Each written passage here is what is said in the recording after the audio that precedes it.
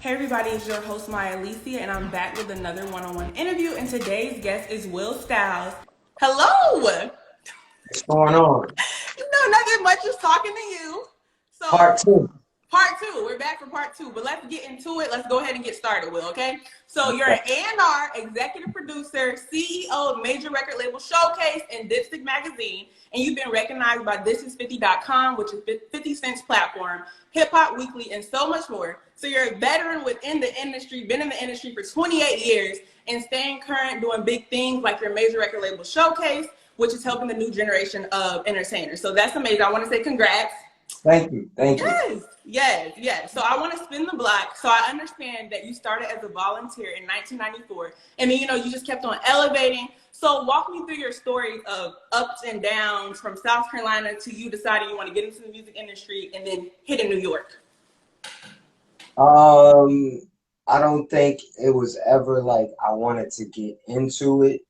It just kind of like happened. And not only that, I was doing it like organically in the beginning, just a natural liking to music. Fast forward to what is it, maybe 2004, 2003, I started making my own sneakers. I used to manage a Foot Locker. So I stopped working for them and started working for myself and generating basically the same annual income on my own.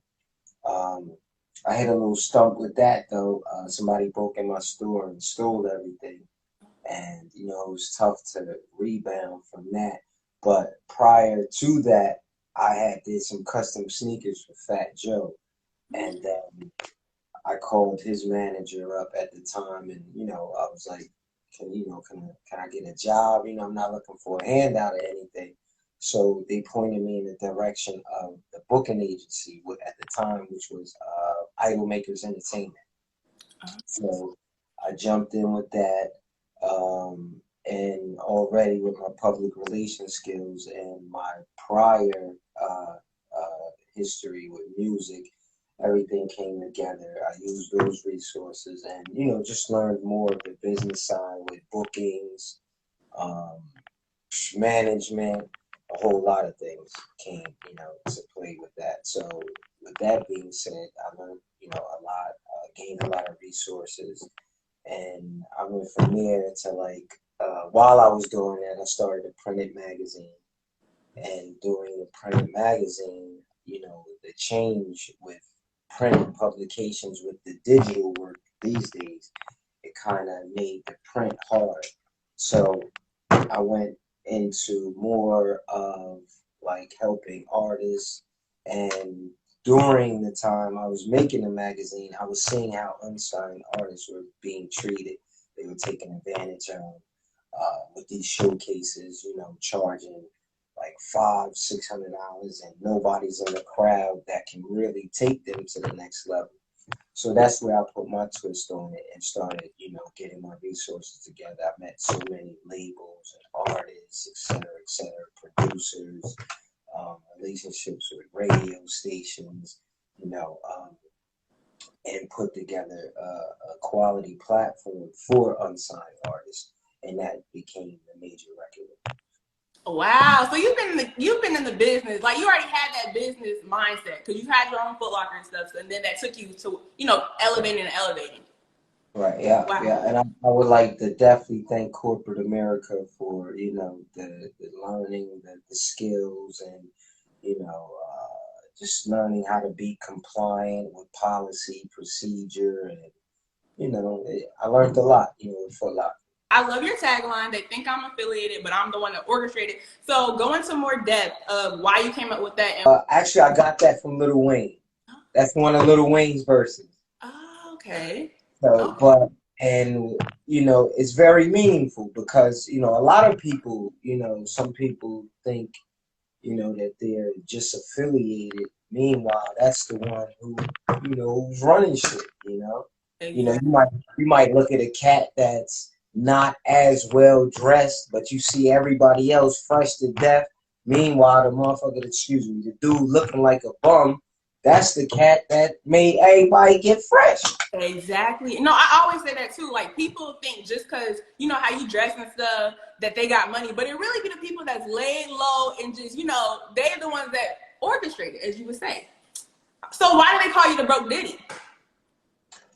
My boys used to call, because like the things that I do is similar to what, you know, how Diddy started and everything, the drive, the passion, you know, and that's what I really like about it. It's not the money, the glamour, the glitz, you know, it's motherfuckers don't know that he snuck on a train from Virginia to come back to Manhattan to do an intern. You know what I mean? And it's like, it's things like that, you know, it's Patty. That's some shit I would do. Not only that, he does help people, you know, you know, I know popular opinion people might say, you know, he doesn't, but if you really look at it, he put a lot of people on. He changed the whole game. People are even, you know, emulating shit he did, like, you know, but business wise, like the dude is I really admire that, you know. So have you met Diddy? So I haven't personally met him, but I've been around him like mad different times, you know, and I feel like everything is uh, uh, timing. You know, you don't want to run down, I'm gonna be like, get the fuck out of here. You know what I'm saying? Then I don't like him no more. But I understand the lifestyle, I understand the business. And, you know, those type people, you get that shit all day. So it's like, you know, let me chill, let me breathe for a minute. And sometimes shit comes to you, you know? So, you know, I don't really force nothing. It is what it is. You know, I'm good where I'm at. You know, just him doing what he do is good enough for me. You know what I mean? That's my motivation. So Yeah, I like that mindset. Like I always say, you know, if you treat somebody like a celebrity, they're gonna treat you like a fan. So, you know, like you right. said, timing is everything, and it'll all, you know, come to you as it's supposed to. You don't have to be running up in people's faces like that. Like Hove, I pass Hove on the hallway mad times, bro. Like, you know, I be on my phone, I see him coming, I'm like, oh shit, that's a motherfucking Hove. You know what I mean? He walk by, just give him the head nod. He do the same thing. I keep going. Wow, I like it. I might turn around and be like, oh shit. You go, oh. Yeah, but yeah, pass him mad times, bro. Mad times, bro. Wow, Mad. And then wow. even like the NBA players that are managed by Rock Nation, Khaled, I was sitting on the couch right next to Khaled, like, oh shit. You know what I mean? But I just don't want to bother these people. Like, you know, when they come in the building, they want to chill, let their hair down. They might want to dig in their nose or whatever the case may be is. You know, but you let them chill, get their little, you know what I mean? Because when Exactly. they go outdoors, they gotta, you know, put on that facade and, you know, not necessarily a facade, but you know what it is. You gotta cater to the Yeah, I public. definitely feel it. Give people their space and just let them, you know, be. So I want to get into what does being an A&R and being an executive producer consist of, and start wherever you want. Independent A&R. I work, like I said, again, it started with seeing a lot of artists getting jerked, you know. So I naturally like to help people. And like I tell them, like in this day and age of music, it's more, you could say 95% business, 5% talent. So if I see somebody that's on their business, you know, I try to help out, point them in the right direction, things of that nature. Yeah, we all charge services, we have services, but a lot of the times too, like again, when I see people put in, you know, I kind of try to help them out too as well. Yeah, A&R is just, you know, being in there, helping them out with the sounds, uh, picking right beats, keeping up with the trend that's going on now, the direction that the labels are going in, uh, knowing how to conduct themselves in public, uh, making sure you know they're on their business aspect of their projects, strategical rollout plans, marketing, spending their money properly, not just you know going to the strip club, wasting it, or buying a whole bunch of labels, fashions, things of that nature. But that executive producing basically put my own bread up. You know, again, funding those type projects, funding my own projects like the Major Record Label Showcase, all funded, you know, independently. Yeah. Okay, so with technology we have today, how much easier are those roles for you? It's a lot easier. And I even tell some of these cats today, it's funny because, the internet saved a lot of people because a lot of people are lazy. They don't want to get out and meet the public. Even today, like a lot of these artists hide behind the internet. Some of these artists don't even come out. Like you gotta be out. Like you gotta touch the people. They want to see you. Like it's so much like fake stuff. Like it's just people want to see you, touch you, not necessarily touch you like that, but handshakes, greets, things of that nature. But yeah, the internet is very powerful. It's very powerful. You can get rich without damn near coming outside. It's Exactly. crazy. And TikTok is a big it's so pivotal right now. Like, do you Right. like have your people you scout or produce use TikTok because their sounds could blow up their songs? Right, absolutely. And we advise the artists to, utilize these social platforms. They're free. Again, people are making great income off free social media. Like you can't beat that. Exactly. So who have you produced? It was a kid in South Carolina. We helped out with a project. It was Blackberry Molasses. I'm not sure if you're. The group is called Mister. A musically producer, like I produce like shows, events, projects like that. Okay, got you. So who are some artists that you scouted? What are some names? Um, Bobby Shmurda. Okay. Before he was hot, Wow. and I got proof. Bob, what up? What up? So But did you? So you were you, yes, GS9. I got the proof. Before I even reached out to his mom, I met his mom, wonderful young lady. Um, when Bob and Rowdy was away, they put a group into my showcase, which was called Subway. Shout out to my man Gino and Scotty Rippin. They got into the showcase. They actually won. I didn't know at the time. So boom, they won. I'm talking to him, and she was like, "Yeah, my name is Leslie. I'm Bobby Schmurder's mother." And I was like, "Yo, that's crazy." So, the Atlantic Records actually picked them at the time. So I took them up to Atlantic for a one-on-one. It was great. The A&R at the time was just asking, like, if those guys were to put out a project, would Bobby, support it? And we was like, hell yeah, he would support it. We actually took a picture at Atlantic Records and we posted that picture, and Bobby reposted it from when he was away. So he still reposted that pic.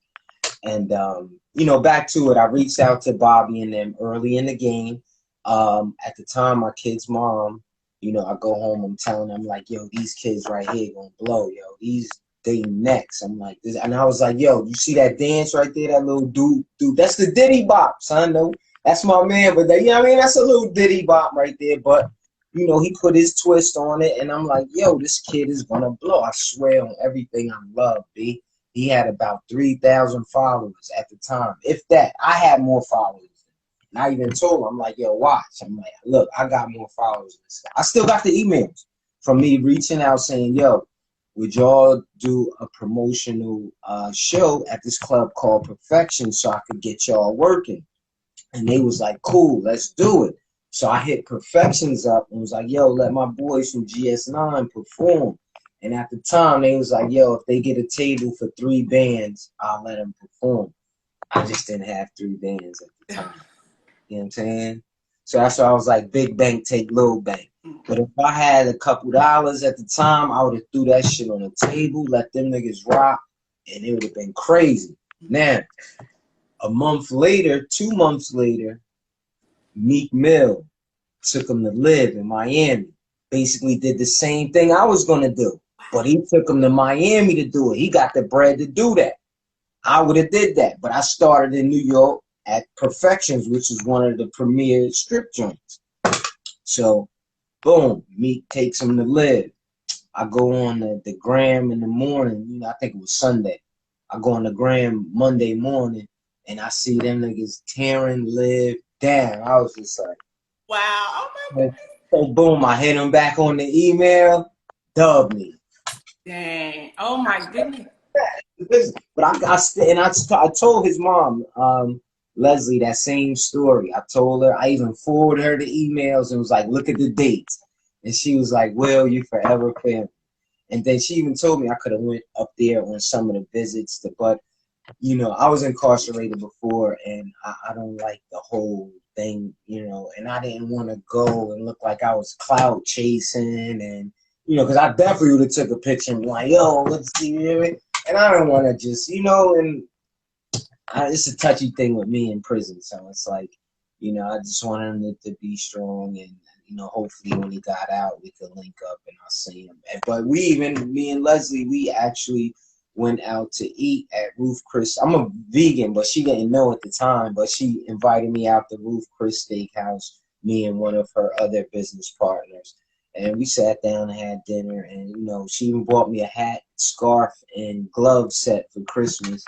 And you know, we talked, and she told me about, you know, how he blew up so fucking fast, and you know how generous he was. You know, she said he bought a house in Jersey and damn near moved the whole block to the crib. He's like, it's a big ass crib with a bunch of sleeping bags in there. And, you know, so he always was that type dude. And I hear him today, you know, and even how he stayed in longer so his man could get a shorter sentence. Like he's always, you know, he could have got out earlier, but he stayed in with Rowdy and, you know, got Rowdy lesser time. And, you know, and even on one of his last videos, he had an interview with DJ Self, and he was talking about, you know, Self was saying how Rowdy is going his way and Bobby is going his way, but they're still boys. And he said the reason why they're doing that is by splitting up like that, they can help more people. And I was like, wow. He has a good heart, and I feel like too, it's okay. It'll be more Bobby Smurters out here for you, okay? oh yeah, but that's just one. There's a few, but you know, I don't like dwelling on it, and it's like some people be like, oh yeah, nigga, right, stop lying. But you know, I really got the email correspondence to show this. Mm-hmm. You know, and the manager at the time, his name was Crow. That's who I was communicating with about Bobby and, you know, Rowdy. And like I said, I got the email correspondence. I forwarded it to his mom, you know, and that really hurt me when I was like, damn. I was like, I gotta get my money up. Like, you know, I seen it. I'm like, yo, these motherfuckers is the next, you know, the next hot joints. And I even told my kid's mom, just watch. And like, she was working for BNSNY, and I used to tell her when she goes to work to write down the number of views to that video when she gets there, and then when she leaves, and then when she comes in the morning to compare the difference. Yo, one day she called me and was like, hey, he done got 200,000 views last night. And I was like, all I kept saying is, I told you. And I just didn't have the bread to go get like a little baby contract, and you know, and it's tough to contract people up when you don't really have much. It's like, what the fuck you gonna do for me? You don't even. But it's like, I know people with money that can't get out of wet paper bag. You know what I mean? A lot of people with money call me for ideas, because for one, like I don't have a lot of bread, but I'm consistent. So it's like, imagine when the bread come, what I would do with on top of, you know what I'm saying? So it's like, and people with bread, they ain't doing shit but spending the bread. You know what I'm saying? That's it. And they're spending it on people that don't give a fuck about them. Excuse my French. Like I said, for these artists, like buying all that Balenciaga shit, see if Balenciaga listen to your fucking music. You know what I'm saying? Well, exactly. What's been a highlight in your career? Like, give a story. Man, it's a lot of highlights. I just can't pinpoint them all, but I just say the greatest highlight is consistency. You know, still here. You know, since 2013, with just the showcase alone started in 2013. So next year it'll be 10 years. So that's a highlight in itself. You know, getting these kids the opportunity to be in front of people that can make a difference, that's a highlight. Some of the text messages I get, you know, you can't please everybody, but the majority, definitely the majority. I would say 95% are pleased, 97% are pleased. And, those text messages, yo, Will, thanks a lot. Or even walking down in a big ass city, like, and somebody stopped, like, yo, Will Stylz. I'm like, yo. I'm like, yeah, so that's even getting weird. Those are big highlights. Like, I remember one time it was a blizzard, and I was a manager at Vitamin Shop, like maybe 7 years ago. And I'm walking to open the store up, and I got a hoodie on. This dude is working for FedEx. He jumps out like, yo, you Will Stylz? And I'm telling you, I got a hoodie on and shit, a mask. And I'm like, how did he? I'm like, yeah. He's like, yo, you got that major record label shit. And I'm like, yeah. He's like, yo, good looking, yo, I appreciate that shit. Yo, keep doing what you're doing. And I'm like, here I am going to open a fucking Vitamin Shop.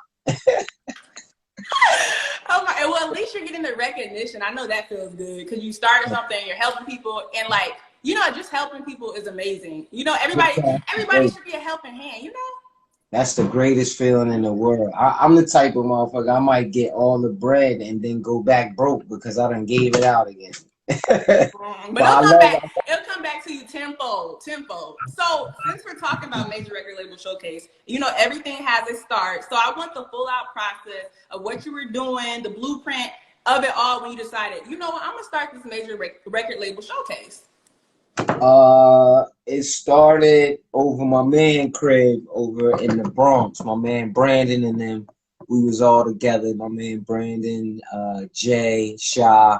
I go over there, we sit over and, we try to be constructive. And, I was looking around again, seeing how artists were getting jerked. And, I go over there and I talk to my boys, you talk out loud. And my man Brandon, he's tough. He's a critic. Like, he won't, even if he your boy, he ain't just gonna be like, yeah, that shit hot. You know what I mean? That nigga tell you in a minute, like, yeah, look at me too.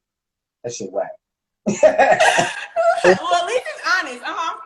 Right. But they gave me the pass. It was like, oh, it should make a little sense. Well, and then actually after you put it together and you package it, and like the first couple of years, like I was losing. Like, I done lost relationships because I'm up here fucking money up. Like I remember times when I did bad and I'll be at the door like scared to go in the crib. I'm like, I'm fucked up. Like I just be standing outside. But I figured it out, and we got a formula as to where it pays for itself, man. And I never created this to make money. I only created it for it to pay for itself. I wish I could pay these radio stations and stuff to come out and not have to charge the artist, but I charge the artist. It's not a lot, little $200, $200, $250 for a 4-minute set. Yet I'm bringing out like 8 to 10 major entities and people picking 10 winners. It's not like a gimmick. Like some of these guys will have it set up where their friends win. Things of that nature. Like I don't even have my friends in it. I don't let none of my friends get in the showcase, so it's not fixed, nothing to that effect. It's really genuine. And again, I wish I could just let them rock for free. But what I charge, and again, I see these jokers out here buying $400 or $500 Jordans and $1,200 Balenci's and the Off-Whites, and I'm like, yo, ain't none of them coming to your show. Ain't none of them gonna listen to your music. So if you giving them all that chicken, you might as well pay $200. I got Drewski from Hot 97. I got Gabe from Power 105 on the radar. Sirius XM, Superstar J. Got 7 major record labels, official valid people. Like, come on, you can't give up $200 for that, bro. Mm-hmm, exactly. So you do have a lot of big names, and like you said, it's been going on since 2013. So how did you get these big names to back you up, like, and support you? It's hard getting support from people nowadays. Who you telling? Only best support they get is child support. That's the best support. They don't play. They'll lock you up. But it goes back to my previous jobs. Building those relationships, keeping those rapports. Dipstick Magazine. When I was working for the magazine, I was dealing with artists. And dealing with the artists, you're going to meet, label reps, So I was meeting their A&Rs. Not only that, when I was working at the celebrity booking agent, I'm meeting these artists, I'm meeting their management, you know, and all you got to do is hit management to get a number to somebody at the label if you don't already have it. So again, I just reached in my contacts and, you know, started hitting a few people like, yo, I'm putting this event together. I see they out here raping these unsigned artists. You know, I really want to bring out the people that can make some shit happen for them if there was something of interest there, you know. So it was like, yeah, I'm all for it, you know. And again, it started in 2013 and it's continuing. I think I had just about everybody on the panel. Almost every major record label has been on that panel. I said, with the exception of maybe three, no more than four labels haven't. Like 300 Entertainment, I haven't gotten them yet. You know, maybe about 2, 3 more. Okay. Well, what you have is sufficient. You got Capital, Def Jam, Epic. That's big. Rock Nation. I even had Jay-Z nephew on there, Big Rail Carter.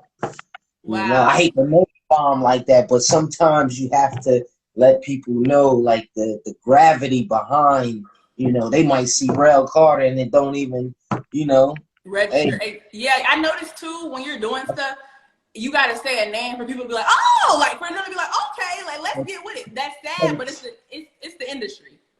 Sometimes you got to name bomb, and again, you know, you got to support yourself, you know, and if you don't get up and do it, don't nobody else really care because they got their own shit to do too, and I ain't mad at it, you know. Mm-hmm. With the meet, greet, and perform for artists, dancers, and producers, what does that consist of for people that want to sign up for Major Record Label Showcase? Basically what it is, the meet part is, you know, I let everybody come upstairs, shake their hand at least just to let them know that they're official people and everybody that I said is in the building. You know, because again, I've seen flyers where they said so-and-so is going to be there and they don't be there. Mm-hmm. You know, so that part is where, you know, you validate, okay, yeah, I'm really performing in front of the big dogs. You know, so that's where the meet and greet part comes in. And then if I don't have enough time in the beginning, what I do is after the performance, I let the artist go up there again and shake hands and da-da-da-da to let them know that, you know, you performed in front of valid people. Not only that, the people that I said was going to be there are there.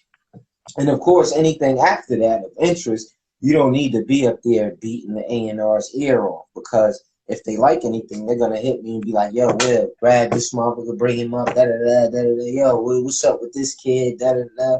You know, there's people that actually didn't win the showcase, but A&R's inquired about other artists, and that shit went longer than the actual winner. So, again, this is what I mean, creating that platform. If your public relations skills are up, you know, if you're charismatic, you can go in and don't win and win. If that makes any sense. Yeah, that makes a lot of sense. It makes a lot of sense. So yeah. how does Major Record Label Showcase benefit contestants that are trying to, you know, break into the industry after they win? Like, what is that process? Because you know how people have at their shows, oh, you can win, but then they don't follow up with what the prize was or anything. So. Now, we definitely follow up. I might be late sometime, but it's not me neither. It's the availability of the A&R. Mm-hmm. Sometimes their schedule can get a little hectic. Some shit can change. That's their job. I respect their job. I'm like, you know, I'm little old me. That's their livelihood. They got families. They will always come up for air. And that's what I tell artists too. Just be patient, you know. And there's been like maybe, you know, one that might have took a little long time, but out of, like, we pick 8 and 10 winners. You know what I mean? So out of those 8 and 10 winners, like 95% get it in a great time frame. And, you know, I still stay in touch with the ones I'm like, yo, I'm trying to get him, da-da-da-da. You know, his kids are sick, you know, and then now he might be sick. And then, you know, and then the job might ask him to fly to LA, you know. It should happen sometime, but I keep everybody abreast of what's going on. But we definitely deliver. Since I know that's right. I know that's right. And yeah, in the industry, you got to realize patience because people are busy. Absolutely. It's a back-to-back thing, you know. So what are the benefits? After they get in contact with the A&R, what are the benefits from winning the contest? Is they actually get that one-on-one. you know. And again, if your charisma is up, if your public relation skills are up, you know, how you conduct yourself, it goes a long way, you know. It goes a long way. And not to mention, God forbid, if the music is actually good. Yeah. Okay, so with the one-on-one, are they mentored, developed? Like, what goes into that? Is this a group effort for the contestants, or what? All of the above. What they do is they'll review the music. They'll give them pointers. The artist can also ask questions, and by doing that, you know, the whole catalog is formed. You know, they can ask questions. What should I do if I did this? You know, the A&R can ask, what are you doing to promote and market yourself? These are some things you can use. These are some tools you can use. Are you doing this? You know, it's a lot of, you know, back and forth. And, you know, sometimes too, what a lot of artists don't know, they get in there and just start fucking talking. And the A&R sitting there and don't say a damn thing. And it's like, me personally, I would go in there and listen. I shut up and listen. Yeah. Listen. That's what a lot of people don't understand. Listen and comprehending. You know, a lot of people are lacking that. I've been in it. An artist going in, just run his mouth. And it'd be funny because the A&R text me and be like, yo, motherfucker, I ain't have to say shit. That was easy as hell. Like, and this is what I mean. This is when you go in and you listen, because these people are seasoned. That's why they where they are. So you go in and you absorb, you know, you download from their ass. Stick your cord in and you download. Don't go in there talking. And the people don't understand too. Your craft speaks for itself. You don't have to say shit. If your music tight, you go in, all you do is go in and you introduce yourself, where you're from, you know, how long you've been rocking, you know, little icebreakers. That's it. Then you push play. But sometimes you talk too much and you shoot yourself in the foot. You know, let your music go. Then you listen. Let the A&R go. See what he talking about. You know, he'll start asking good questions. And you answer it. And then you can, what should I do for marketing? And that's one of my weakest links. I need marketing. You know, I'm low budget. I got X amount of dollars. What can I do to get some quality promotion and marketing? What kind of strategical rollout plan should I do? Have you ever had any artists, producers, or dancers blow up from that one-on-one with the A&R? Now, I'm not going to say blow up, but I've seen them gain a lot of traction. Because you got to do a shitload of shit to blow up. And what I'm saying that is, like, I had a meeting with a kid that he went viral the other day, a light, low viral action. And when I say light viral, meaning there's different levels of going viral. What he did is definitely hotter than some shit I did, you know what I mean, that he put up. And I wouldn't have got 75,000 views in one day on YouTube. You know, I got some shit up, it's been up 15 years. I got like 15 views, you know, so, and there's other people that could put some shit up and get 100,000 or 200,000 views on YouTube in one day. So, you know, not saying, just saying light in that aspect, because in the field, it's, you know, views are higher. But he got 7, that's great. And like I told him, he's in the red zone, he can score, but he still has to push that project. It's not enough where, you know, somebody come out with the pen and paper and was like, oh, let me give you a single. Now, you know, beef that up some more. Well, I love that. That's good. No, 75,000, that's a lot of people. That's traction. Yeah. That's viral. The kid's name is Glock Boy. I don't know if you heard it yourself. He did Step in the Name of Blood. Okay. I'm going to listen to it afterwards. I've never heard of that, but I'm going to look it up.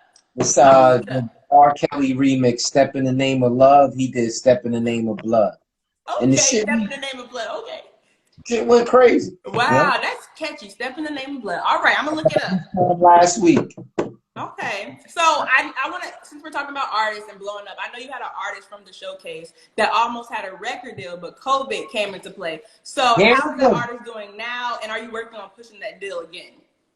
That's funny. We just spoke last night. I have him coming out to the showcase tomorrow. His name is Danny Hundreds. Okay. New artists that have the major record label to help with their dream to get into the music industry, what are some other routes you would suggest if they don't make it with the showcase? With that would be marketing and promotion. The best way, how, blogs. I'm giving out some free gaming too. This is what I charge for my services. Because like I said, people with money don't even know what to do. And it's like, if you got the money, that's a lot, because a lot of people don't have the money to fund their projects.